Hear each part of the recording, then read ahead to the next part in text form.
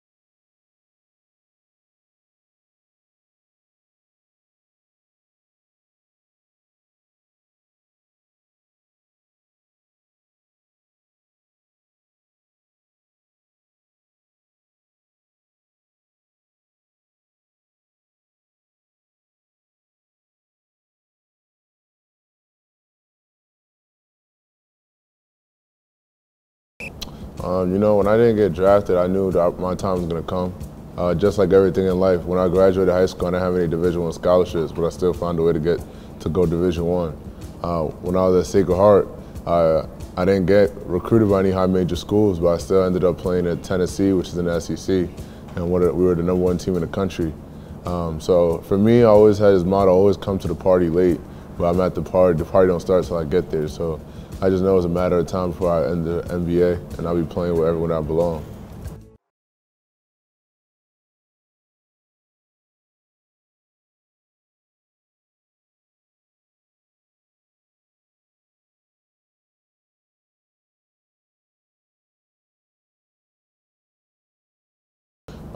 It was a no hesitation to make the decision. Growing up, my mother said we're Nigerian before we're American. She immigrated to the U.S. in 1978 to be able to provide for our family to have a better opportunity at life. And I'm very thankful for all the decisions she made, all the hard work. And, me being able to come play for my home country, represent Nigeria, is something big for my family.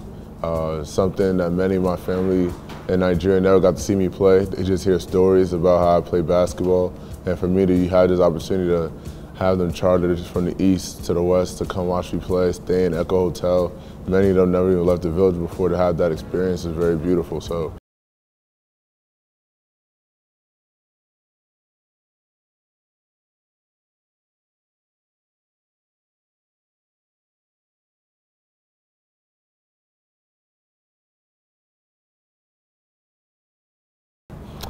I'll definitely say we have a lot of talented home-based players.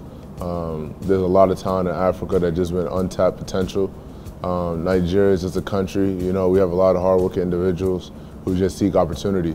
Opportunities are very thin here. So when the guys that get the opportunity to travel abroad to play, there's no question why they have so much success, because they've been waiting their whole life just to showcase what they could do.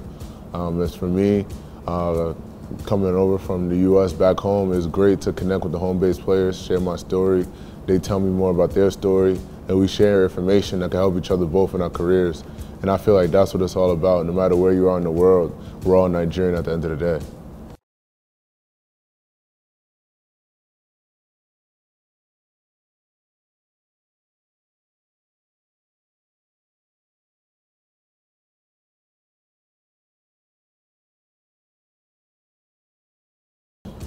I feel like basketball on both sides, men and women, are very competitive. Our women's team are very competitive, very talented players. I know many of them. and I root them on, I support them. So I'm very happy to see them win and get the results that they desire, because they work really, really hard and they prepare really, really well. So it's no surprise they won their championship. As for the men, you know, the men's side is very competitive. There's a lot of talented teams, a lot of talented players in the NBA representing each country. So, you know, for us, we just got to be that much better. This is not only just a challenge for Nigerian basketball as players. You know, it's time for us to get better and improve and to continue to raise our level of skill and preparation to get the results.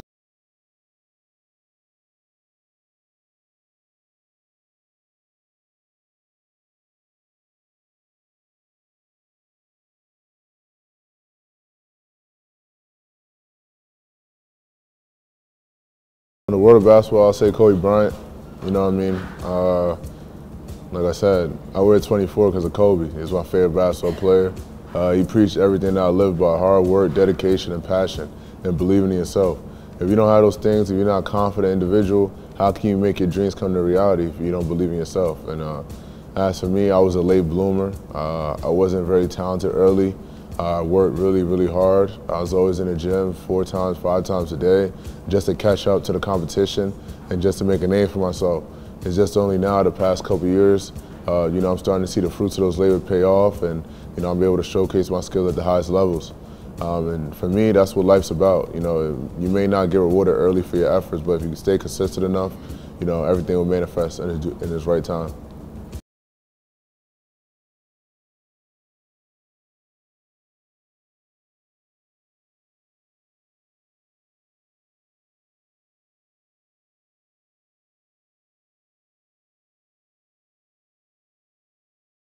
For my games, the night before, I'm eating okra soup and samo. My aunt brings it in, so definitely need some okra soup. A lot of meat, beef, chicken, smoked turkey sometimes. My mom really likes to cook. After that, you know, I like to eat sweet plantains the day of the game and some eggs. That's my pre-game routine. And then I get to the music. I love listening to Anosike, KC, yeah, Flavor.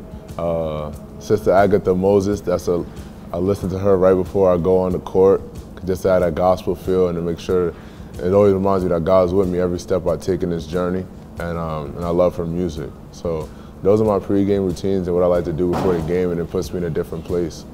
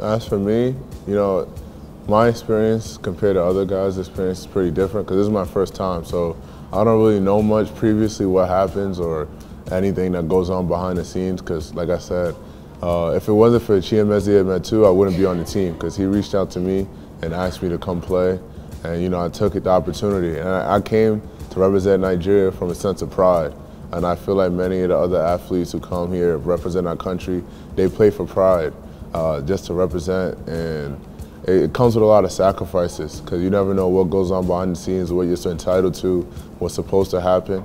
As for me, but to see guys in the past, the former guys that used to play, fighting for what we're supposed to get, even the guys like me that didn't know, I didn't expect to get anything from coming here. So I wasn't made aware that that's what we're supposed to get. But for them to bring light to it, I'm very thankful for that. And I'm also thankful to have the opportunity to represent the country. Like I say, as a professional athlete, you got to do what you're called to do your job. As for me, and that's what I came to do, came to compete, and came to put Nigeria in a position to be in the Olympics.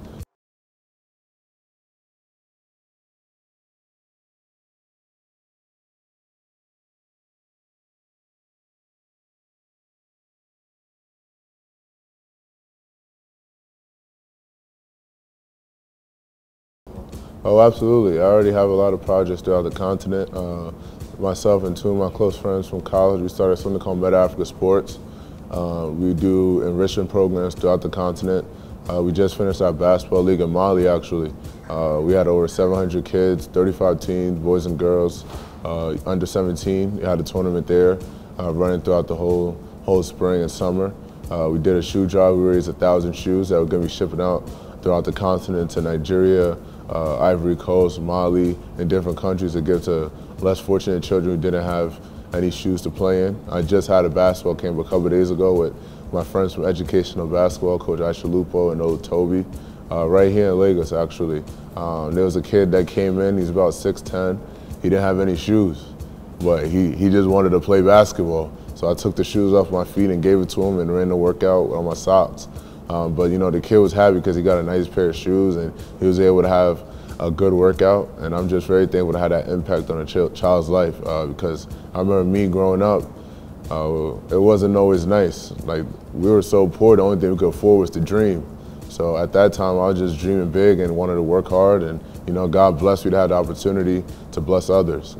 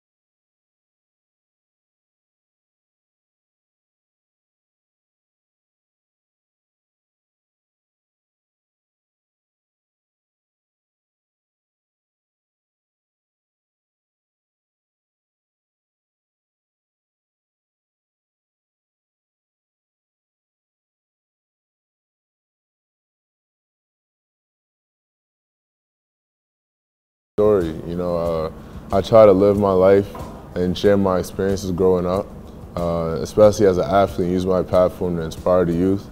And one quote that I heard, especially at the time, because when I was at Tennessee, I didn't play that much. I thought I would be, but I didn't. I was on the bench. So it was a tough time, especially your senior year of college. And you're not playing, you think everything, the world's coming down. And then I saw E-Money, he made a post one time, and his hashtag was, "It's too late to fail." And then when I read that hashtag, I just reflected on life and just like he's right. Like if you never quit, then failure doesn't exist. If you keep going after it, eventually it'll subside.